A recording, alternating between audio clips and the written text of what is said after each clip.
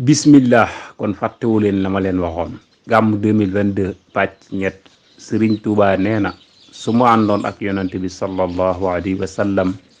mu jub ab jam-jam nar cee teg tànkam sama lex laa koy lalal mu jóggi ci waaye moom jam-jam ba du ko jam qad wiqaayata lir rajulil mujtaba min zawkati wa ma yudahi haqraba kii moo lab ci géeju bëgg yonante bi sallallahu alayhi wa sallam xaraqtu fil baari muhabbata rasul kon Sëriñ Tuubaa dafa wax ni su àndoon ak yonante bi sallallahu alayhi wa sallam mu dig xam naa dig lañ gën a miin mu jub ab ak dig nar cee teg tànkam nee na sama lex laa koy lalal mu joggi ci wala jiit nar koo fet ma lalal ko sama lex kon kii ki wax bëgg yonante bi sallallahu alayhi wa sallam moom nga ciy jiital kon mu yeggoon ci bëgg yonante bi sallallahu alayhi wa sallam kawe na wuuteeg gaaña ma xam ñu leen di jaar bu baax di nuyu